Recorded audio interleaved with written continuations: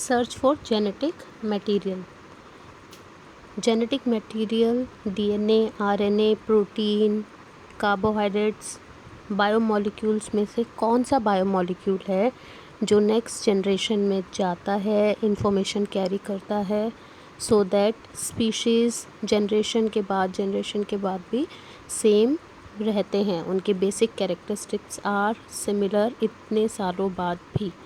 तो उसकी सर्च के लिए अलग अलग साइंटिस्ट अपने अलग अलग एक्सपेरिमेंट्स कर रहे थे, या कुछ और चीज़ों के लिए रिगार्डिंग एक्सपेरिमेंट्स भी करते रहते हैं। तो उनमें से जिन एक्सपेरिमेंट से ये प्रूव हुआ कि डीएनए जेनेटिक मटेरियल है, वो हमें जानना है। ओके, सो फर्स्ट एक्सपेरिमेंट है जिसको हमने क्या नाम दिया गया है, बायो में transforming principle. Okay, transforming principle. और ये एक्सपेरिमेंट साइंटिस्ट का नाम याद रखेंगे, कब करा, फ्रेडरिक ग्रिफ्थ ने 1928 में। ओके, अब एक्सपेरिमेंट है तो एक्सपेरिमेंट को लिखने के लिए आपको पता होना चाहिए किसने किया, कब किया, देन एक्सपेरिमेंट के लिए कौन सा ऑर्गेनिज्म यूज़ हुआ था, स्टेप्स क्या थे एक्सपेरिमेंट के, फिर उनकी ऑब्जर्वेशन क्या आई, देन व्हाट उन्होंने कंक्लूजन निकाला। ओके, तो ये सब स्टेप वाइज तरीके से आपने लिखना है बेटा। तो एक्सपेरिमेंट में वो क्या ऑर्गेनिज्म यूज़ कर रहे थे, ही वॉज यूजिंग बैक्टीरिया जिसका नाम है Streptococcus pneumonia. Okay, Streptococcus pneumonia के ऊपर वो कुछ एक्सपेरिमेंट कर रहे थे। सबसे पहली चीज़ तो उन्होंने क्या देखी, स्ट्रेप्टोकोकस न्यूमोनिया को जब वो लैब में ग्रो कर रहे थे तो उन्होंने उसको देखा कि वो दो टाइप के ग्रुप्स में अलग अलग कॉलोनी में नज़र आ रहा था। उनको दो अलग टाइप की कॉलोनीज मिली, एक में शाइनिंग था, एक में शाइनिंग नहीं था। तो उन्होंने जो शाइनिंग वाली कॉलोनी थी वाले बैक्टीरिया थे, बैक्टीरिया दोनों स्ट्रेप्टोकोकस न्यूमोनिया थे बट उसकी दो वैरायटी थी। तो एक का नाम रखा एस स्ट्रेन बैक्टीरिया यानी शाइनिंग, और एक आर स्ट्रेन जिसमें शाइनिंग नहीं है यानी कि कैसा है, रफ स्ट्रक्चर है उसका, विजिबल जो ऊपर से सरफेस है वो रफ लग रहा है। ओके, तो S strain and R strain. और उसके एक्सपेरिमेंट में उन्होंने आगे पाया कि जो एस स्ट्रेन बैक्टीरिया है वो जब माइस में डाला तो वो निमोनिया कॉज कर रहा है, ख़तरनाक वाला कर रहा है कि रैट की, माइस की डेथ हो जाती है। ओके, तो जो खतरनाक वाला है वायरलेट। ओके, और दूसरा जो बीमारी पैदा नहीं करता। ओके, अब अगर ये क्वेश्चन पूछा जाए कि आर स्ट्रेन और एस स्ट्रेन में डिफरेंस क्या है, वो आपने बता देंगे वो शाइनिंग कॉलोनी है, वो रफ कॉलोनी है।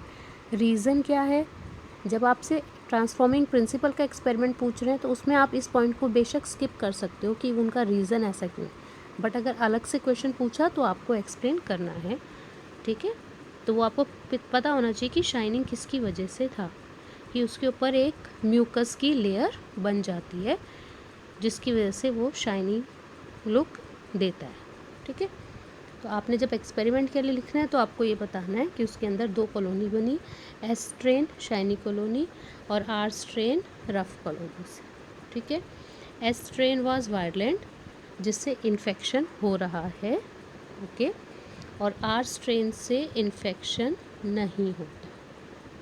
Okay, clear.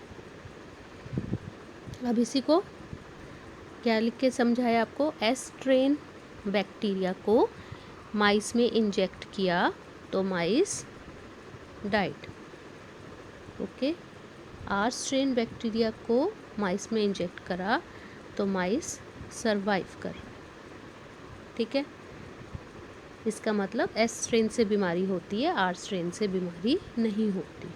ओके, अब उन्होंने क्या करा, ये उनका फर्स्ट ऑब्जर्वेशन हुई। देन उन्होंने नेक्स्ट स्टेप में क्या करा, उन्होंने बैक्टीरिया को हीट किल करा। ठीक है, हम कहते हैं वाटर को बॉईल कर लो, उसमें जो बैक्टीरिया होंगे किल हो जाएंगे, है ना। तो ऐसे इन्होंने बैक्टीरिया को हीट किल करा। ओके, और उसके बाद उन्होंने हीट किल्ड बैक्टीरिया को यानी मरे हुए बैक्टीरिया को अब माइस में डाला। अब ऑलरेडी जो चीज़ मरी हुई है वो किसी को बीमार कर सकती है, इन्फेक्शन कर सकती है, नहीं ना। तो S strain heat killed bacteria जब उन्होंने माइस में डाला तो माइस लाइव। जिंदा रहा। पहले एस स्ट्रेन बैक्टीरिया क्या था?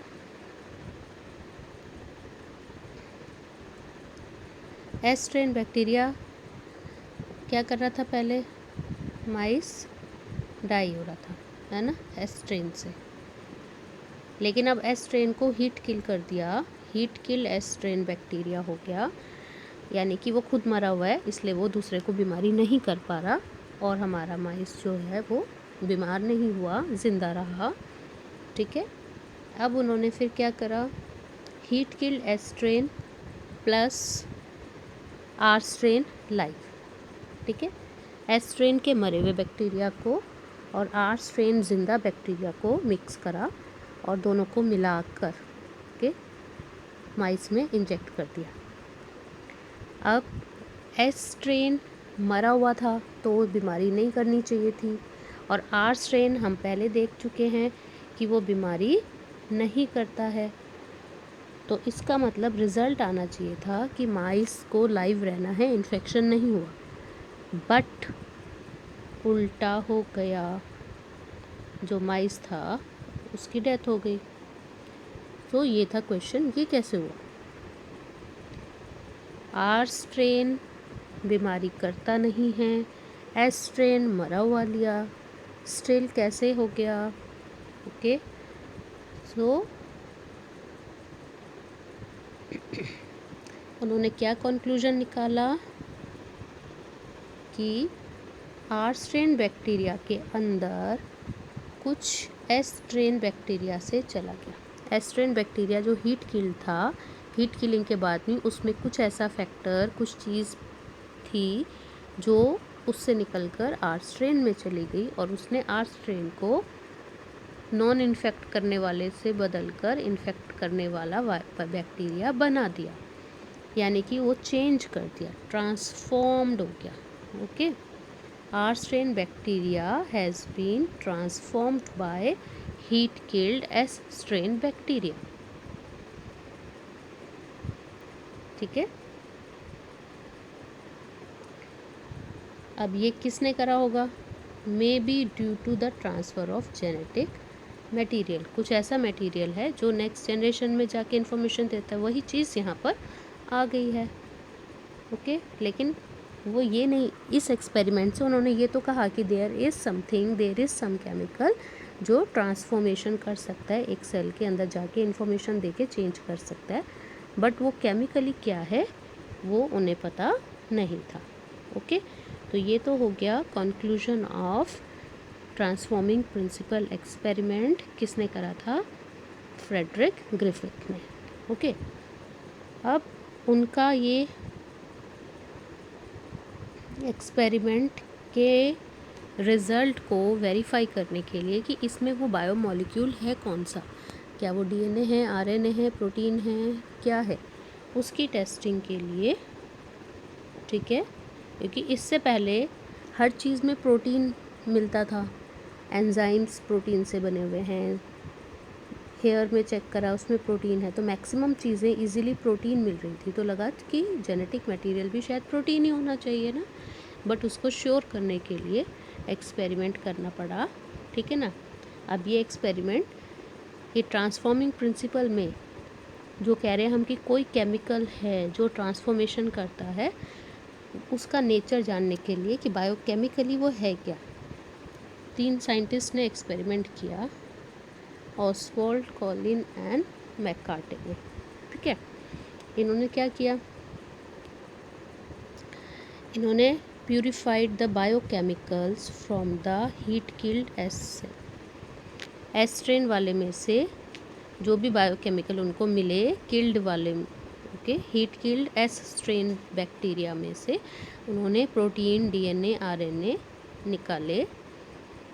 ठीक है, और उसको बारी बारी से आर स्ट्रेन में डाल के देखा कि उनसे आगे इन्फेक्शन होता है या नहीं होता। तो उन्होंने जब प्रोटीन निकाल के डाला, आर स्ट्रेन से इन्फेक्शन नहीं हुआ। आरएनए निकाल के डाल के चेक करा, नहीं हुआ। वह डीएनए डाला तो हो गया। तो उनके इस फर्स्ट एक्सपेरिमेंट से उन्होंने क्या ऑब्ज़र्व किया? उन्होंने पाया कि डीएनए है जो एस स्ट्रेन बैक्टीरिया से निकलकर आर स्ट्रेन बैक्टीरिया को ट्रांसफॉर्म करता है। ओके, तो उनको अपने एक्सपेरिमेंट के फर्स्ट पार्ट से ये पता चला कि डीएनए। फिर उन्होंने दोबारा और दूसरे तरीके से एक्सपेरिमेंट किया। अब उन्होंने क्या करा, एस स्ट्रेन बैक्टीरिया के अंदर जो सॉल्यूशन निकाला उसको एंजाइम से पहले ट्रीट किया। कौन से एंजाइम से? डाइजेस्टिंग एंजाइम से। एक बार उन्होंने प्रोटीन डाइजेस्टिंग एंजाइम यानी कि प्रोटीएज डाल दिए, तो प्रोटीएज ने heat killed S strain bacteria में जितने प्रोटीन्स थे वो ख़त्म कर दिए। अब इस सॉल्यूशन को एस स्ट्रेन, बिना प्रोटीन वाले S strain heat killed solution को आर स्ट्रेन में डाला। फिर चेक करा इन्फेक्शन होता है कि नहीं होता है। पता चला इन्फेक्शन हो गया। प्रोटीन ख़त्म कर दिए थे फिर भी इन्फेक्शन हो गया। इट मीन्स ये प्रूफ करा प्रोटीन से इन्फेक्शन नहीं हो रहा, प्रोटीन से ट्रांसफॉर्मेशन नहीं हो रहा। ठीक है, फिर उन्होंने क्या करा, आरएनए वाले डाइजेस्टिंग एंजाइम आरएनएज लिए, हीट किल्ड एस स्ट्रेन को आरएनएज के साथ मिक्स करा। थोड़ी देर में इन एंजाइम्स ने सारे आरएनए को ख़त्म कर दिया। यानी अब जो हीट किल्ड एस स्ट्रेन का सॉल्यूशन है उसके अंदर आरएनए ख़त्म हो गए। उसको अब आर स्ट्रेन के साथ मिक्स करके जब इन्फेक्शन करवाया गया तो इन्फेक्शन फिर से हो गया। इसका मतलब आरएनए भी इन्फेक्शन कॉज नहीं करवा पाए, ट्रांसफॉर्मेशन नहीं करवा पाए। ओके, फिर उन्होंने थर्ड ट्यूब में डाइजेशन विद डीएनएज करा। डीएनएज एंजाइम के साथ डाइजेशन करवाया, मतलब डीएनए ख़त्म कर दिया। यानी S heat killed S strain में से डीएनए हटा दिया, बाकी सब रहने दिया, और तब उसको डाला गया आर स्ट्रेन के साथ माइस में। तो उन्होंने पाया कि अब इन्हीं ट्रांसफॉर्मेशन नहीं हुआ, इन्फेक्शन नहीं हुआ, ट्रांसफॉर्मेशन नहीं हुआ। इट मीन्स इससे क्या प्रूफ हुआ, क्या कंक्लूजन निकाला, DNA is the heredity material. Okay, clear हो गया। एक दूसरे साइंटिस्ट अपना अलग से एक्सपेरिमेंट ट्राई कर रहे थे। ये थे हमारे Alfred Hershey and Martha Chase. Alfred Hershey and Martha Chase ने 1952 में उन्होंने भी एक्सपेरिमेंट करने की कोशिश करी टू चेक आउट कि डीएनए ही है या नहीं कुछ और जेनेटिक मटेरियल। उन्होंने इसके लिए क्या यूज़ करा, बैक्टीरियोफाजिस यूज़ करे। बैक्टीरियोफाजिस क्या होते हैं, वायरसेस। ठीक है, वायरसेस दैट इन्फेक्ट बैक्टीरिया। और साथ में खाली वायरस से काम नहीं हो रहा था, उन्होंने साथ में क्या लिया, इकोलाई बैक्टीरिया भी लिए। तो उन्होंने दो ऑर्गेनिज्म यूज़ करे हैं, E coli bacteria and bacteriophages. Okay, इन दोनों की हेल्प से उन्होंने चेक करने की कोशिश करी जेनेटिक मटेरियल डीएनए है या नहीं। ओके, उन्होंने अपने एक्सपेरिमेंट में रेडियो एक्टिविटी यूज़ करी। रेडियो एक्टिविटी से वो इजीली उसको फाइंड आउट कर सकते हैं रेडियो एक्टिव मटेरियल कहाँ है। तो उन्होंने रेडियो एक्टिव मटेरियल के लिए क्या चूज़ करा, एक तो उन्होंने चूज़ करा रेडियो एक्टिव फॉस्फोरस। ठीक है, और दूसरी चीज़ उन्होंने यूज़ करी रेडियो एक्टिव सल्फ़र। दो अलग अलग मीडियम लिए, एक में रेडियो एक्टिव फॉस्फोरस डाला, दूसरे में रेडियो एक्टिव सल्फ़र डाला, और वायरसेस को इन पर ग्रो होने दिया। अब फॉस्फोरस कहाँ मिलेगा, डीएनए में, और सल्फ़र मिलेगा प्रोटीन्स में। ठीक है, रेडियो एक्टिव फॉस्फोरस से डीएनए रेडियो एक्टिव हो गया। Okay, and radio active sulphur से प्रोटीन रेडियो एक्टिव हो गया। सो अब लेबलिंग इजी हो गई। कलर एक पर्टिकुलर फोटोसिंथेसिस का रेडियो एक्टिविटी का जो सिग्नल मिलना है वो एक जगह या तो प्रोटीन से मिल रहा है या तो डीएनए से मिल रहा है। तो दो टाइप के वायरसेस उन्होंने बना दिए।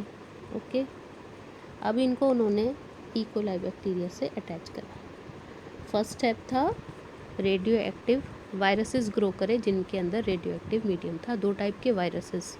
देन उनको कोलाई में डाला।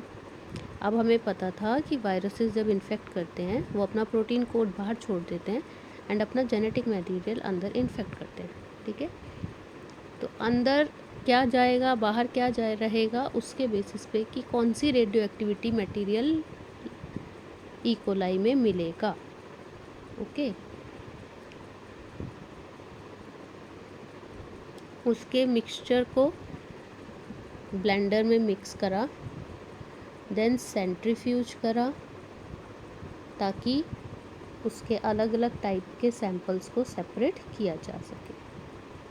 सेंट्रीफ्यूज करने से लाइट हल्के वेट वाली चीज़ें लाइटर ऊपर आ जाती हैं टेस्ट ट्यूब में और जो हैवी होती हैं वो नीचे चली जाती हैं।